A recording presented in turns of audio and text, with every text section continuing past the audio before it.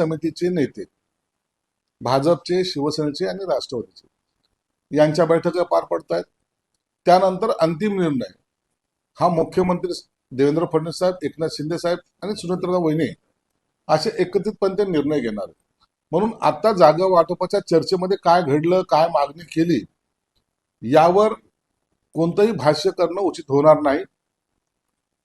या संदर्भामध्ये अखेरला जागा वाटप कशी झाली, कोणत्या जागा मिळाल्या, कोणत्या जागा सुटल्या, या संदर्भात हे तिन्ही नेते जॉईंटली प्रेसमध्ये किंवा त्यापैकी कोणतरी प्रेसमध्ये या संदर्भात घोषणा करेल.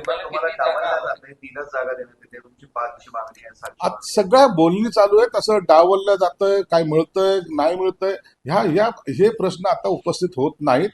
जोपर्यंत अंतिम बोलणी होत नाही तोपर्यंत या सगळ्या विषयाला काय चर्चेला कोणताही अर्थ नाही. आता यावर भाष्य करणं योग्य नाही. बोलणी चालू आहे. आता तो कोण कुणावर दावा करतोय, कोण शिवसेना कशावर दावा करते, राष्ट्रवादी कशावर दावा करते, ह्या सगळ्या चर्चा आहे. या चर्चेचा अंतिम निर्णय येऊ द्या. आताच त्याच्यावर भाष्य करणं मला वाटतं पुन्हा पुन्हा सांगतो की ते योग्य नाही. पुन्हा तोच प्रश्न येतोय की मी पहिलेच तुम्हाला सांगतोय की या सगळ्या जागा कोणत्या मागायच्या, कोणत्या सोडायच्या, याचा निर्णय वरिष्ठ नेते जेव्हा घेत आहे त्यावेळेला आता कोण काय मागतं याच्यावर चर्चा करणं योग्य होणार नाही. तुमच्याकडे आले त्यावर उद्धव ठाकरे म्हणाले, आपल्यातून जो गेला तो जुना शिवसैनिक होता, घरी बोलावून मी त्याला मंत्री केलं, ही माझी चूक झाली. आणि हे विधान त्यांनी ज्यावेळेस काही प्रहारचे कार्यकर्ते त्यांच्या पक्षात प्रवेश केला तेव्हा होते. पूर्वी काय घडलं, कसं घडलं, त्याचे कारण काय होते, हे सर्व उद्धव ठाकरेंना बी माहिती आहे आणि बच्चू कडूंनाही माहिती आहे. म्हणून आता ते मागचं उकरून आता नव्यानं काहीतरी सांगण्याचा प्रयत्न ते करत आहेत. मला वाटतं त्या अशा वक्तव्याला आत्ताच्या घडीला कोणताही अर्थ उरलेला नाही. महायुतीत फूट पडेल असं काही बोलू नका, मित्रपक्षांना एकत्र ठेवत सरकार चालवायचंय असं एकनाथ शिंदेंनी तुम्हाला सांगितलं, स्पेशली असं करत. राष्ट्रवादी संदर्भामध्ये मी जे काही विधान केलं होतं की संपर्कात आहेत वगैरे, तर त्याचा अर्थ आमचा समन्वय आहे असं मी म्हणलो होतो, परंतु त्याचा त्यांनी गैरअर्थ घेतला. निश्चित मला काल एकनाथ शिंदे साहेबांचा फोन आला होता. त्यांनी मला सांगितलं की महायुतीमध्ये असताना कोणत्याही पक्षाच्या बद्दल आपण बोलू नये. महायुतीमध्ये त्यामध्ये वाद होईल किंवा त्यांचे गैरसमज होतील असं विधान करून आपल्या आपसमध्ये कोणत्याही वादविवादाला संधी देऊ नये असं त्यांनी मला स्पष्टपणे सांगितलं. आणि एकनाथ शिंदे साहेबांनी दिलेल्या आदेशाचं मी पालन करणार आहे. सातत्याने इंधनाच्या दरात वाढ होते, लोकांचा आक्रोश पाहायला मिळतो. तर टंचाई आणि खास करून ही टंचाई आपल्याच भागात दिसते. मुंबई, पुणे, नागपूर सुटलंय त्यात. बघा, भुजबळ साहेबांनी स्पष्टपणे सांगितलं की 1 महिन्याचा स्टॉक आहे. तरी काही ठिकाणी जे काही स्टॉक करण्याचा प्रयत्न करतायत, उद्या डिझेल मिळेल की नाही, उद्या पेट्रोल मिळेल की नाही, यासाठी जे काही रांगा लागत आहेत, मला वाटतं त्याच्यावर सुद्धा थोडासा कंट्रोल आला पाहिजे. हे नक्की आहे की ज्यांना आवश्यक आहे आणि मुळामध्ये सर्वात जास्त जी निकड आहे डिझेलची, ती शेतकऱ्यांना आताच्या घडीला आहे. त्यांना डिझेलचा पुरवठा हा पूर्णपणे झाला पाहिजे, यासाठी सरकारचा प्रयत्न जरूर राहील. परंतु टाकीच फुल करून ठेवायची असं जे काही लोकांचं किंवा आणखीन वेगळा स्टॉक करायचा असं केल्याने इंधनाची टंचाई जाणवते. काही प्रमाणात निश्चित टंचाई आहे आणि ते टंचाई दूर करण्याचा प्रयत्न सुद्धा सरकार आपल्या पद्धतीने करत आहे. पालकमंत्री महोदय, जिल्हा प्रशासनानं असा आकडा दिला आहे 2580 किलोमीटर एकूण साठा आहे. त्यातला 1272 विक्री झालाय आणि शिल्लक 1308 किलोमीटर उपलब्ध आहे असं म्हणताय. मग हे असं असेल तर मग एवढ्या रांगा ड्राय असं का होतंय? आता हे लोक काही ठिकाणी पॅनिक झालेले आहेत, हे तुम्हाला मान्य करावं लागेल. पेट्रोल उद्या मिळेल की नाही, डिझेल मिळेल की नाही, हे त्यांना असं थोडं शंका येते, म्हणून हे रांगा लागलेल्या आहेत. परंतु मला वाटतं पॅनिक होण्याचं तसं काही कारण नाहीये. सांभाळून आपलं डिझेल वापरलं तर मला अडचण येईल, आता तरी अशी परिस्थिती नाही. राष्ट्रवादीच्या वक्तव्यावरून संजय राऊत यांनी टीका केली आहे. त्यासंबंधी संजय शिरसाट यांचा पक्ष तुटणार आहे का, तुमचा सुद्धा पक्ष संपणार? संजय राऊतच्या टीकेला मी महत्व देत नाही आणि आमचा उभाटा निश्चित होणार नाही. उबाटाची जी अवस्था आहे ती त्यांनी पाहावी.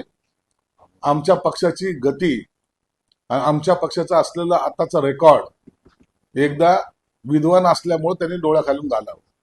महाराष्ट्रामध्ये प्रत्येक निवडणुकीमध्ये शिवसेना हा 2 नंबरचा पक्ष राहिलेला आहे आणि शिवसेना आणखीन मजबूत करण्यासाठी माननीय एकनाथ शिंदे साहेबांच्या, श्रीकांत शिंदे साहेबांच्या नेतृत्वामध्ये आता महाराष्ट्रामध्ये आजच्या घडीला प्रत्येक तालुक्या वाईज आमचे सर्व पदाधिकारी, आमचे नेते, आमचे आमदार, आमचे खासदार सर्वजण पक्षवाढीसाठी प्रयत्न करतात आणि त्याची मोहीम आपल्याला महाराष्ट्रभर पाहायला सुद्धा मिळेल. या सगळ्या प्रकरणावरनं तुम्ही जे भूमिका घेतात सातत्यानं राष्ट्रवादी पक्षाच्या बाबतची, त्यातनं तुम्हाला उपमुख्यमंत्र्यांनी म्हणजे तुमच्या पक्षप्रमुखांनी सुनावलं अशा प्रकारची बातमी आहे.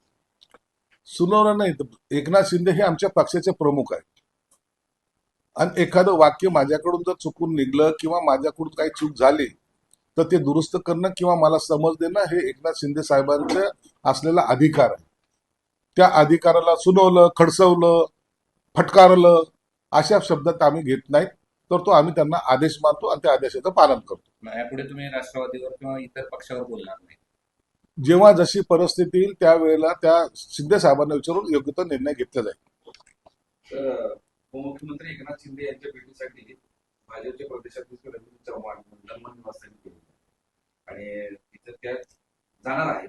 तर तुम्ही 6 जागेवर ठाम आहात असं कळते, काय नेमकं?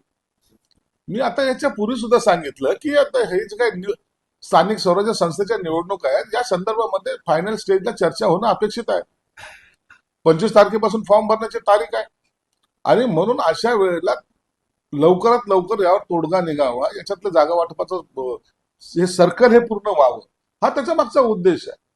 आणि म्हणून हे अत्यंत खेळीमेळीच्या वातावरणामध्ये ही युती होईल आणि महायुतीमध्ये सर्व जागा ह्या लढल्या जातील. पेट्रोल डिझेलच्या दरवाढीवर काँग्रेसने पंतप्रधान नरेंद्र मोदी यांनी टीका केली. महागाई असा उल्लेख. काँग्रेसकडे आता कोणतेही मुद्दे नसल्यामुळे नसलेल्या काहीतरी अडचणी ज्या लोकांसमोर आणाव्यात पण सहकार्य करायचं नाही. पेट्रोल डिझेलची टंचाई ही काही अंशी का होईना जगामध्ये सगळीकडे झालेली आहे. भाववाढ ही जगामध्ये झालेली आहे आणि अशा वेळेला आपले नागरिक जे पॅनिक होत आहेत त्यांना समजवण्याचा, त्यांना धीर देण्याचा ही वेळ आहे. म्हणून काँग्रेस पेट्रोल टाकून आणखीन तो भडका उडवण्याचा प्रयत्न करते, त्याची आम्ही दखल घेत नाही. भडका पहिल्यांदाच झालेला आहे. ग्रामीण भागात आपण जर बघितलं तर रात्र शेतकरी त्या पेट्रोल पंपावर झोपतायत, दिवस थांबतायत. खरंच परिस्थिती आहे. सरकारचे तुम्ही जबाबदार म्हणते, खरंच येणाऱ्या काळात पेट्रोल डिझेल संपणार आहे कसं? शेतकऱ्यांना मी पहिल्यांदा सांगितलं की शेतकऱ्यांना खऱ्या अर्थानं अडचण जी आहे ती शेतकऱ्यांची आहे.